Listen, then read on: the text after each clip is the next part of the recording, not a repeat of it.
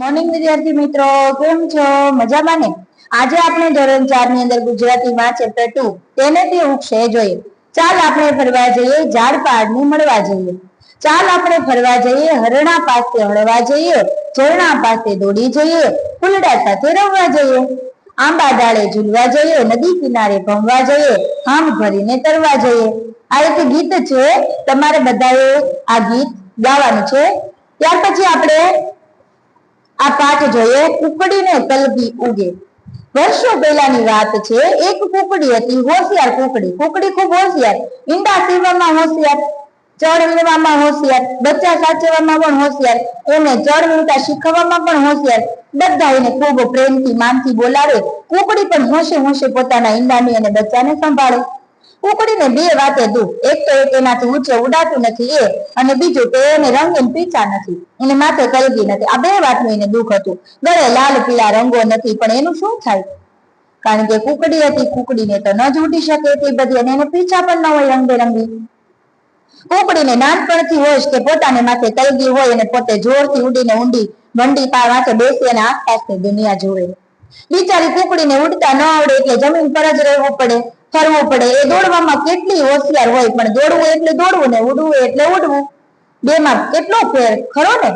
જો ઉડી શકતા હોય તો એ લોકોને પગ ના દુખે ને, પેલા ચાલવામાં તો એ દોડે એટલે એને પગે ચલાવવા પડે ને. દોડવા ને ઉડવાથી કુકડીનો શું ફાયદો કે નુકસાન થાય? દોડવાથી કુકડીને પગમાં દુખે અથવા વાગી શકે, અને ઉડવાથી તો કે એની રીતે તરત ઉડીને ઉપર પણ જઈ શકે. દોડવામાં તો તે નીચે નીચે જ દોડવાની છે. કુકડીએ પોતાની હોશની વાત પોતાની માને કરી તો માં કહે એ તો એમ જ હોય. કુકડીને માથે કલગી ન હોય. કુકડી એની બહેનપણીઓને કહેતો એ પણ બધી હશે કે શું કામ છે એલી વંડીને માથે ચડીને તાર શું કામ છે? એ કે અહીં જમીન પર આપણે રમીએ, જમીને ખુશ રહીએ.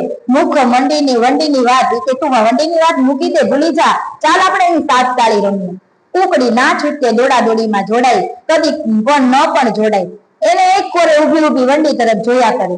મનમાં એક જ રડ છે કે મારે વંડીએ ચડવું છે. એક વાર એવું થયું કે કુકડીની વંડીની બહાર ઉકરડામાં ચણતી, કુકડી વંડીની જે બહાર ઉકરડો હતો ને ત્યાં ચણતી હતી, ત્યાં અચાનક તે બિલાડીઓ લડતી લડતી દોડી આવી. કુકડી બી ગઈ, જોરથી કરીને ઉડી, સહેજ ઉડી કે પાસે પડેલા એક પથરા પર ચડી ગઈ. એટલે એને નવાઈ લાગી કે હું આટલું ઉડી શકી, આટલું ઊંચું? બિલાડી તો લડતા લડતા આખી જતી રહી, શાંતિ થઈ ગઈ. કુકડીએ જોયું તો પોતે એક પથ્થર પર બેઠી છે. ઓહ, આટલું ઊંચું મારાથી ઉડાઈ ગયું! કુકડી ચકિત થઈ ગઈ, ચોકિત થઈ જાય છે. તે કુકડી ચણવાનું પણ ભૂલીને વારંવાર એની જ પ્રક્રિયા કરવા લાગી. નીચે ઉતરે, પાછી ફરીવાર ઉડીને પથ્થર પર બેસે, ફરીવાર નીચે બેસે, ફરીવાર ઉડીને પથ્થર પર બેસે. આવી રીતના એને પ્રક્રિયા ચાલુ રાખી. કોઈક વાર સાહેબ નીચું ઉડાય તો પથરા જોડે ભટકાઈને નીચે પડે, તોય વળી પાછી ઉડવા જાય. કુકડીને તો મજા પડવા માંડી. સાંજ સુધી કુકડીએ પથરા ઉપર ઉડ ઉતર કર્યા કરી. થાકીને સાંજે પાછી ઘરે ફરી ત્યારે તે ખુશ હતી, ખૂબ જ ખુશ હતી. કારણ કે આજે તે આટલું ઉડતા શીખી હતી. કુકડીને ખુશખુશાલ જોઈને કુકડાએ પૂછ્યું કેમ આજે ચડવાનું બહુ સારું મળ્યું છે ને, એટલે રાજી ના રેડ છે. કુકડીએ કુકડાને પથરા પર ચડવાના પોતાના અનુભવની વાત કરી. રહેવા દે ને, હવે શું કામ છે તારે આવા શોખ કરીને? કુકડાએ એને એમ કીધું કે તારું કામ નથી, તું શું કામ આવી રીતના ખોટી માથાકૂટ કરે છે? કુકડીએ કુકડાની વાત સાંભળી લીધી, પણ એને ગમી નહીં. કારણ કે કુકડીનું ઈચ્છા એ જ હતી કે એને ઊંચે ઉડવું છે. મારે તો તારી જોડે વંડી પર બેસવું છે અને બહારની દુનિયા જોવી છે. બસ કુકડીને ઈ જ હતું કે કુકડો વંડી પર બેસે ત્યાં મારે એની સાથે બેસીને મારે બહારની દુનિયા જોવી છે. કુકડીએ પોતાની અભિલાષા કુકડાને કહી અને વિચારવા લાગી કે લાખો હજારો કુકડીઓએ ન કર્યું એટલે મારે નહીં કરવાનું? કોઈ કુકડી ન કરે એટલે શું મારી કઈ નહીં કરવાનું? ક્યાં સુધી કુકડીઓને જમીન પર જ ચણ્યા કરવાનું? કુકડી આમ રોજ રોજ ઉડિયા ઉડ ઉતર કર્યા કરે. એનાથી થાકે એટલે કુકડી કુકડાને ધારી ધારીને જોયા કરે કે કુકડો કઈ રીતના ઉડે છે. તે એ કેમ પાંખો ફેલાવે છે, કેમ પગ સંકોરે છે, કેવી રીતે ધીરે ધીરે ઊંચે ચડે છે, તે નિરીક્ષા કરે. કુકડો મનમાં પોરસાય કે કુકડી કેટલા પ્રેમથી એને નિહાળે છે. કુકડાને એમ થાય કુકડી મને પ્રેમથી નિહાળે છે, પણ કુકડી હકીકતમાં ઉડવાનું શીખવા માટે શીખતી હતી. કુકડો ખુશ થાય, વધારે જોરથી ઉડે અને કુકડી થોડું વધારે શીખે.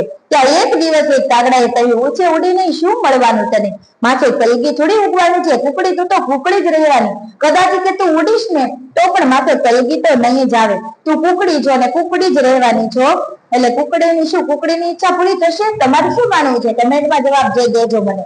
કુકડી ખીજાય, મને કલગી ઉગે ન ઉગે તારે શું? મને કલગી ઉગશે જોઈ લેજે તું. એ કે મને કદાચ કલગી ઉગે કે ન ઉગે, તારે શું ચિંતા છે? તું ચિંતા ન કર, ઉગશે, એ પણ જરૂર થશે. કાગડાને હસતો મૂકીને કુકડે વધુ મહેનતથી ઉડવાનું શરૂ કરી દીધું. એક સવારે કુકડો વંડીએ ચડીને બોલ્યો, કુકડે કુક, કુકડે કુક, ને પછી પોતાની મસ્તીમાં વંડી પર ચાલવા માંડ્યો. ત્યારે એને શું જોયું? થોડી જ દૂર વંડી પર હતી કુકડી, તે વંડી પર ચડવા જેટલી હોશિયાર થઈ ગઈ હતી. અરે કુકડી, તું અહીંયા? કુકડાએ નવાઈથી પૂછ્યું. હા, હું હવે ચડી શકું છું. જોયું, કુકડી શીખી ગઈ ઉડતા. વંડી પર કુકડી આવીને વળતી બોલીને કુકડાની જેમ ડોકું ઊંચું કરીને ચારે બાજુ જોવા માંડી. ચારે બાજુ શું હતું? હંમેશા નીચેથી જોયેલા ઝાડને આજે કુકડીએ નજરની સામે જોયા. નીચેથી ઊંચે જોતા માંડ માંડ જોવા મળે તેવા ઝાડના ડાળના પાંદડા એની નજર સામે હતા. કાબર, ચકલી, તેતર, કબૂતર, કાગડા, પોપટ બધા જોતી હતી. ઉંદરડાઓ ઉકરડા પાસે જમીન પર પંખીઓને ઝાડની ડાળે ઝૂલતા જોયા. કુકડી ખુશ થઈ ગઈ, નવાઈ પામી હરખઘેલી થઈ ગઈ. ત્યાં તો દૂરથી એક કાબરે એને જોઈ અને ઉડીને કુકડીની પાસે આવી અને વંડી પર એની સાથે બેસીને બોલી, એ કુકડી, જો તો ખરી, તને માથે કલગી ઉગી છે? હા, જો, કુકડીને પણ કલગી આવી. હે, ખરેખર? કુકડીએ પૂછ્યું. હાલ તો વળી હું ખોટું કહેતી હોઉં તો પૂછ આ ચકલીને અને પેલા દોડડાયા કાગડાને, તારી માથે કલગી દેખાય છે? ત્યાં તો ચકલી, કાગડો, પોપટ, કબૂતર બધા આવીને બોલ્યા, વાહ વાહ, કુકડીને માથે કલગી ઉગી. બધાએ પાંખો પકડાવી, તાળીઓ પાડી. હવે તો કુકડીએ રોજે રોજ વંડી પર ચડવા માંડ્યું, નવું જોવા માંડ્યું, શીખવા માંડ્યું.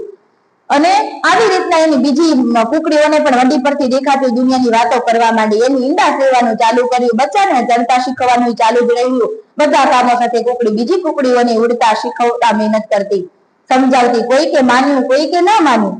પોતાના સાથે વંડી સુધી ઉડતી કુકડીને જોઈને કુકડો પણ ખુશ થયો. જોકે કાગડાઓ અને બીજા થોડા કુકડા કુકડીઓએ કહ્યું, કલગી ઉગી તો ઠીક, મારા ભાઈ કુકડા જેવા રંગીન પીછા ક્યાંથી લાવશો કુકડીબાઈ? એ કે કલગી ઉગી, તને ઉડતા પણ આવડ્યું, પણ કુકડા જેવા પીછા રંગીન તો નહીં જ આવશે, એ તમે ક્યાંથી લાવશો? કુકડી વિચારે છે અને કહે છે, વખત છે ને, પીછા પણ આવશે ખરા, કોને ખબર? કે ઈ પણ આવી શકે. હવે આટલું આવ્યું તો પીછા પણ આવે. આ પાઠ ઉપરથી આપણે એવું શીખવાનું છે કે આપણામાં જો આપણે મનથી આપણને નક્કી હોય કે ભાઈ મારું આ ધ્યેય છે અને મારે આ કરવું જ છે, તો કોઈ પણ વસ્તુ છે એ અશક્ય નથી. તમારે જે કરવું હોય તે તમે મનથી નક્કી કરો કે ભાઈ મારે આ શીખવું છે, તો તમે શીખી જ શકો છો. એટલે તમારા મનને મક્કમ કરો તો જ તમે આગળ શીખી શકશો. અહીંયાથી આપણે આ ચેપ્ટર પૂરું કરીશું. નેક્સ્ટ પીરિયડ ની અંદર આપણે આનું સ્વાધ્યાય જોઈશું. અમારા વિડીયો ગમે તો લાઈક કરો, શેર કરો અને સબસ્ક્રાઇબ કરો. Thank you.